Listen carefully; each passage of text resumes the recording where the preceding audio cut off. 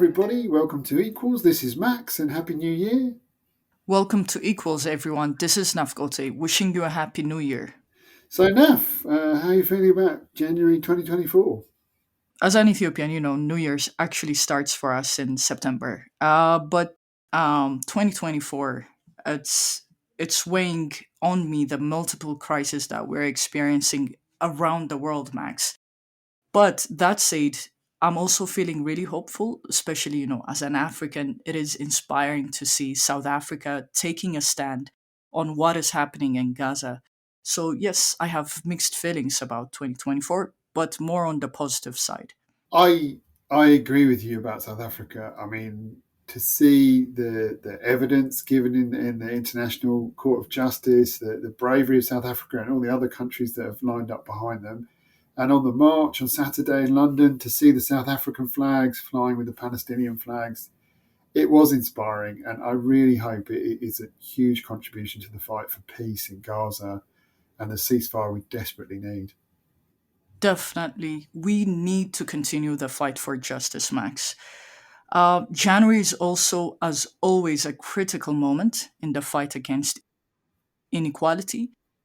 This is the week of Davos. We launched our report on inequality. Yeah, we launched our annual inequality report. This one's called Inequality Incorporated, and it's got some fantastic facts and figures in. And the focus is this year predominantly on corporate power and the link between monopolies, corporate power, and billionaires. So yeah, it's a great read, isn't it? Definitely. I have to say, Max, I found the findings of this year's report really shocking. I know we produce reports every year, to show growing inequality, but going through the latest report, I just found it disturbing that we are living in a world that is brutal for many. So I want to highlight, two stats from the report. Since 2020 and the beginning of this decade of division, the five richest men in the world have seen their fortunes more than double, while almost 5 billion people have seen their wealth fall. But what I found even more interesting is this, Max. If each of the five wealthiest men were to spend $1 million daily, they would take 476 years to exhaust their combined wealth. We're talking about extreme inequality. Yeah, I mean, it's always quite hard to get across the scale of the amount of money these men have. And I think everyone can imagine trying to spend $1 million in a day, and then doing that every day for over 400 years, and you still haven't run out of money. I mean, it does bend the mind. My favourite fact this year was making the link between billionaires and corporate power, which we haven't done before. So we looked at the 10 biggest corporations in the world, and we discovered that 7 out of the 10 biggest either have a billionaire as the largest shareholder, or they have a billionaire as the chief executive officer running the corporate. So it's the main argument of the paper is that the super rich and billionaires are not just the passive beneficiaries of an economy that happens to work for them, but they are actively involved in controlling the most powerful corporations in the world, and through that, controlling the shape and direction of our economy. So turning these corporations into inequality machines. So that I thought was really, really, really interesting and really worth a read. And today's podcast will delve into some of these issues, including corporate power, monopolies, and so on, as part of our Davos work. Our guest today is Ha Joon Chang, a world famous economist that has influenced many. My favorite book of his, Max, is Bad Samaritans. Yeah, it's an amazing book, but it's hard to choose, isn't it? Because he's written so many fantastic books unpacking economics for everybody, and such a privilege to be able to interview him in this Davos week. So, should we get to the interview? I'm really looking forward to the discussion. Let's delve into it. It's great having you with us, Ha Joon. Your brilliant books are all about helping ordinary people ask the right questions about economics. What is the most important question people should be asking today? Thank you, Max and Naf, for having me on your show. Yeah, I would say the most important question that we need to ask is why should the market decide what is valuable in our society? Of course, we need the market, a complex economy cannot function without a well-functioning market. But the trouble with the current arrangement is that basically market gets to decide what is valuable and what is not. And most importantly is that $1 one vote, not one person one vote.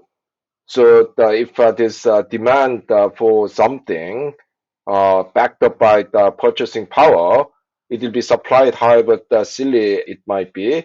If there's no purchasing power backing up that demand, it will not be provided.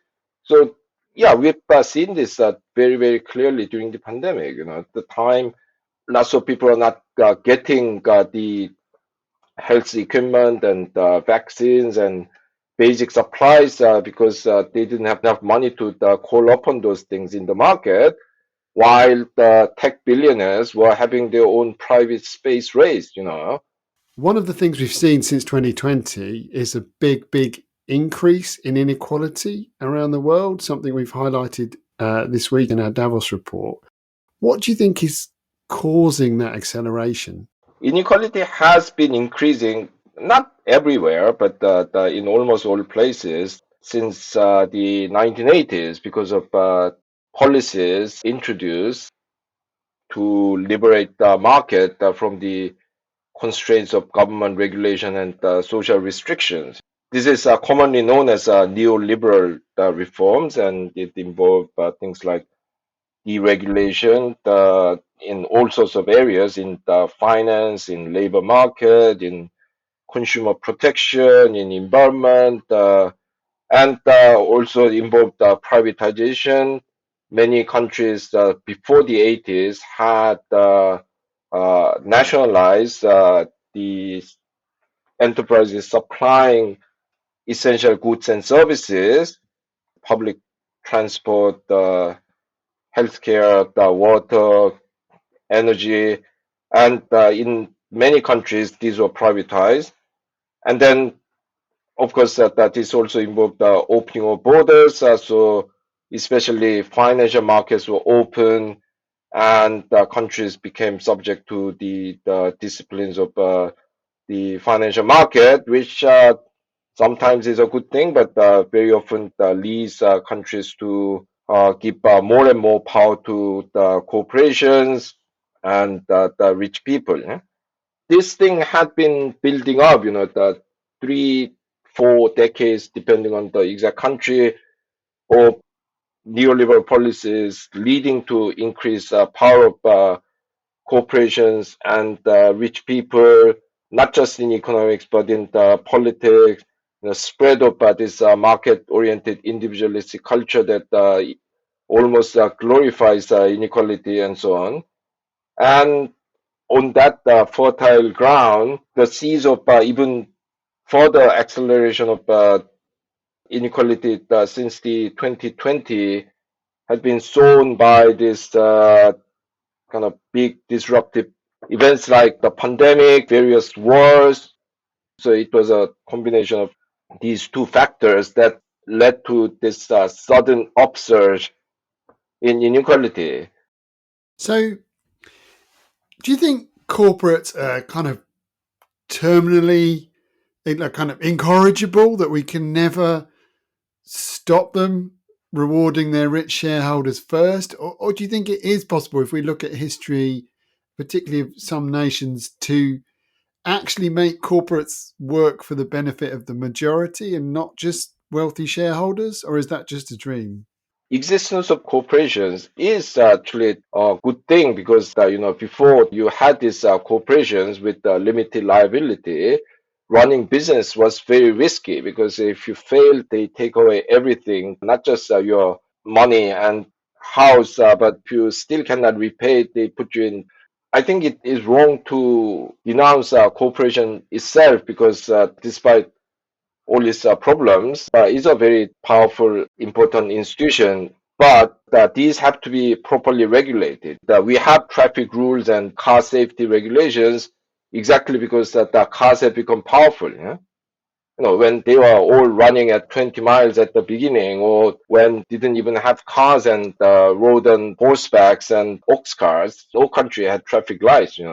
So exactly because these corporations have become powerful, we need to regulate them properly, with combination of formal regulation, countervailing power sources like trade unions, democratic pressures and cultural changes. You can actually make these corporations behave in very different ways. So much of the issues and solutions that we're discussing today, including the examples you mentioned, Hajun, are connected with regulation and the role of the state.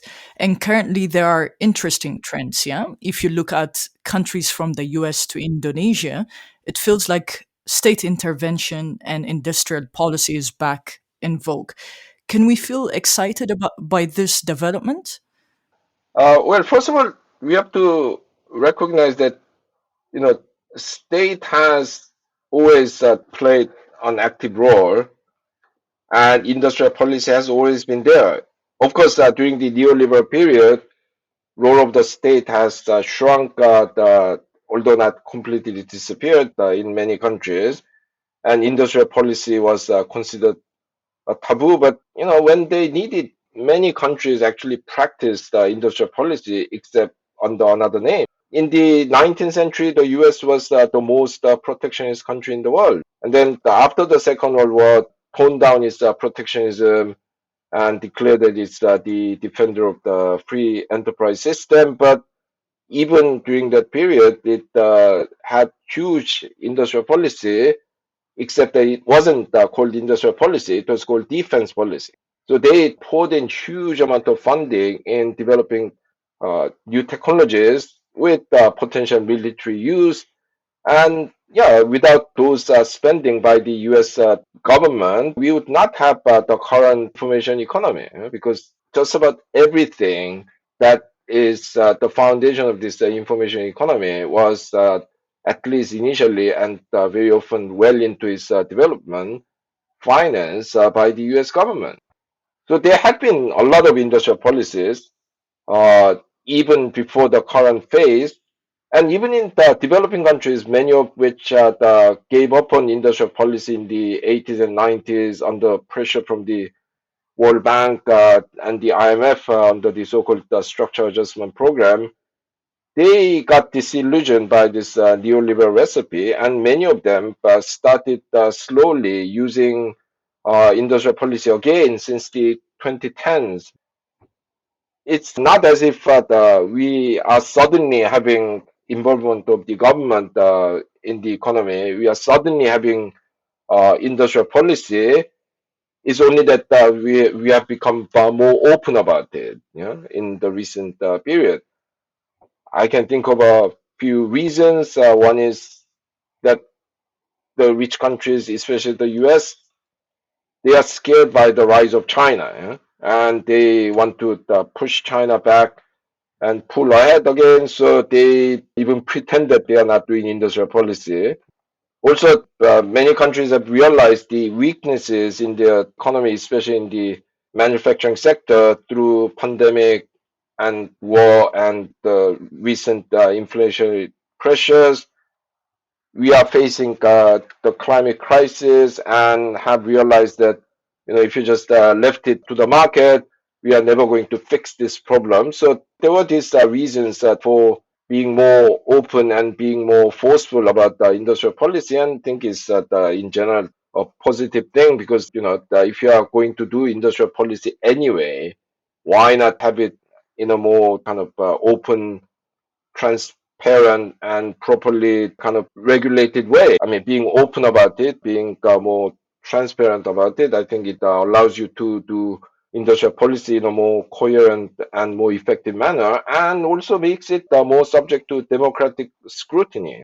Unfortunately, at the moment, there's quite a lot of what may be called kicking away the green ladder, or green ladder kicking, in relation to the climate-related industrial policies, because at the excuse of the fighting climate change, the rich countries are introducing all kinds of measures that are actually illegal in the WTO to push for these policies that will actually hurt the chances of developing countries to develop those technologies and industries. So any tool can be abused, and the industrial policy is the same. But it's a positive thing that we are doing it more openly, but you need to also think about this negative aspect and the possibilities of abuse. So, I mean, how do we ensure that this kind of new, more open industrial policy reduces inequality and doesn't increase it? Then is it? I mean, it's not guaranteed, is it, that a more activist state will lead to a fairer world, will it?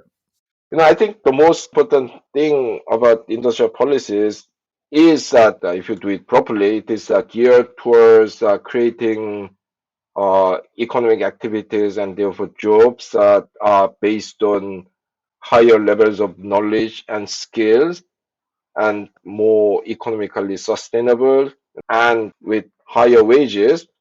And if you do that, actually, it's a much more secure way of ensuring stable livelihoods for the because some countries have managed to reduce inequality through social transfer programs in the recent period. I'm thinking about countries like Brazil and a few others in Latin America. But these the reduction in inequality on the basis of social transfer programs are quite precarious, because as we have actually seen in Brazil with the Bolsonaro government, a wrong government comes in, you can wipe out the livelihoods of many people on the basis of a few strokes of a pen, so to speak.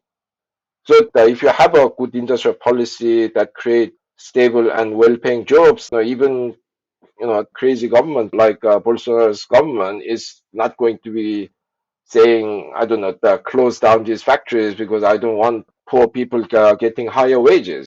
So I think that if you do industrial policy to create more stable and better paid jobs, it's a very robust way of providing stable and the higher standard of living to more people. So that should contribute to the reduction in inequality. Ha Joon, as someone from Ethiopia, I'm really interested in the topic of developmental state. I'm actually a strong supporter and believe it's the way for developing, especially for low income countries. And we have seen what it has done for Korea. Yeah. The country has seen incredible progress. Currently, there's a huge new interest in developmental states by activists and academics around the world. As someone who has studied this issue so closely over the years, what advice do you have for those who want to fight for a new generation of developmental states? Yeah, no, thank you. That's such an important question. Development is, so important for human well-being. By development, I just don't mean kind of simple expansion in your GDP, but expansion and upgrading of your economy based on the greater use of knowledge, greater use of skills, and better organization. So it implies a qualitative change, and yeah, especially when you're the low level of income, development is so important. I've seen it with my own eyes. When I was born in South Korea in the early 60s, I mean, the life expectancy was only 53 years. I should be dead by that statistics because I'm 60. I think what happened in countries like Korea, Japan, Taiwan is a testimony to the importance of development. And as we all know now, although until the 90s, neoliberal economists denied that there was much state intervention in East Asia, because for them, countries with state intervention, by definition, do not succeed. And we now know that these countries had this powerful state that intervened to promote economic development, known as developmental state. Now, South Korea and Taiwan, having been the military dictatorships for most of their developmental period, a lot of people have formed this opinion that, yeah, well, maybe you need economic development, but if it requires this repressive state, is it really acceptable? But to those people, I say that actually there are many examples of democratic developmental state, because even during the same period, Japan was a fully functioning democracy. Many European countries, Scandinavia, Austria, France, they used industrial policies that are very similar to the ones that are used in countries like Korea and Taiwan. Yeah? Actually, I think that we need to realize that developmental state can be democratic. Also, this the common belief that developmental states are only concerned with growth and productivity, and they don't care about distribution, so it will lead to higher inequality and so on. Once again, even that is not true. I mean, if you look at countries like Japan, Korea, they had actually quite a small welfare state. I mean, in the Korean case, tiny during the developmental period, but it is not as if they didn't care about inequality, because these countries control inequality by putting a lot of restrictions on the markets so that they don't actually create inequality in the first place. Yeah? So there are a lot of the laws protecting small farms, small shops, and countries that want to have a more democratic and egalitarian developmental state can make it sure that these other arrangements are in place so that it can be democratic and it can be more egalitarian. Other countries can also learn from the mistakes as well as successes of countries like South Korea, and should strive to build a more democratic and egalitarian developmental state. You've made it your life's work, if you like, to make economics accessible to the majority. And there is a sense in which the economics that runs our everyday life has been captured by the 1% and is kind of out of reach for everyone else. And how do you think we can change that? And why do you think it's so important?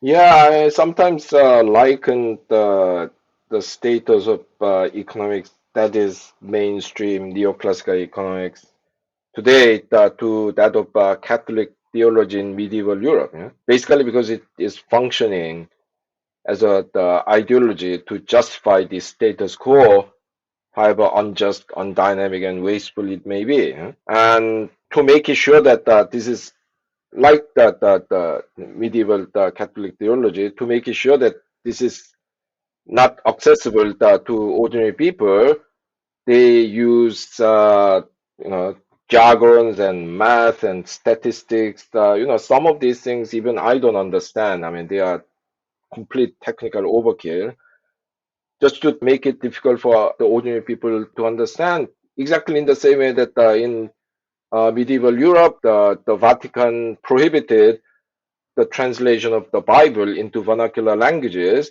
so that only the 1% could understand it. Trained clergy and a very small number of the rich men who taught Latin. And yeah, the rest that will have to basically accept what your local priest tell you.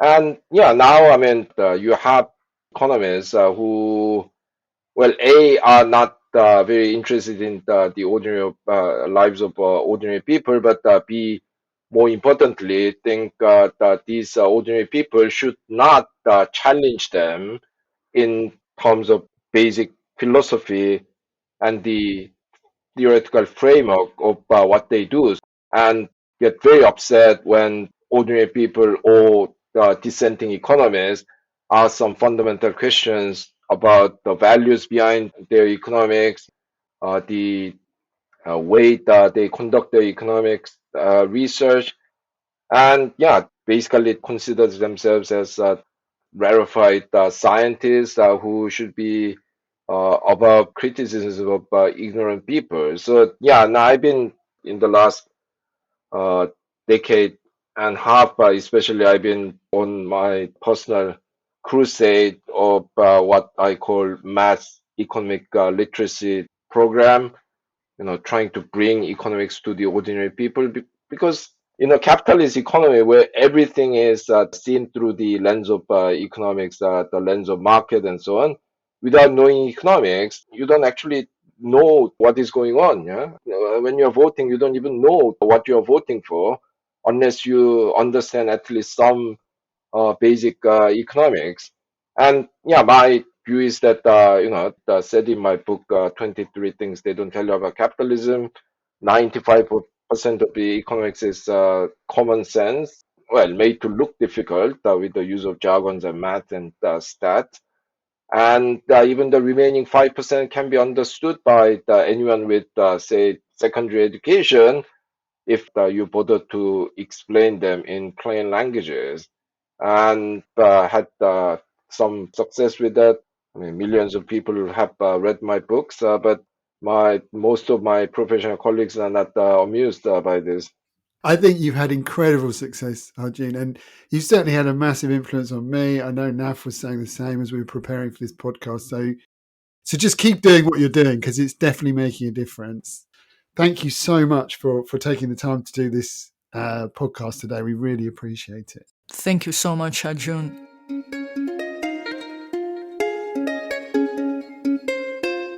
That was an amazing discussion, Max. Really enlightening. But I love what Ha Joon said about his work and the need for mass economic literacy, the importance of bringing economics to ordinary people. Uh, I always think about the fight against inequality. I always worry that there's a resignation and acceptance from the public that inequality is a fact of life, that it's inevitable. And I think people have to realize that there's another way of living.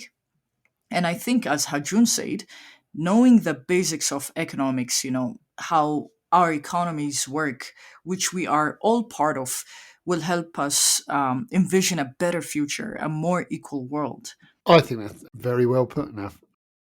I also was just impressed with the way he does do that, and particularly the way he uses and mobilizes such fantastic analogies. The one right at the end there where he's comparing, mainstream economics to the Catholic Church in medieval times. I mean, that was just brilliant the way it enlightened the problem we have at the moment with just kind of one recipe of economics. And I also think the discussion about developmental states, the question you asked him about that, and there is a lot of excitement, renewed interest in developmental states and industrial policy, and that is potentially a really good thing. And I think that's a topic we'll probably come back to in subsequent podcasts, don't you think? Absolutely, Max. That's an important topic that we'll have to come back to. Yes, please keep listening, everyone. Leave us a good review and share us with your friends. And we'll see you on the next episode of Equals. Thanks, everyone. Speak soon.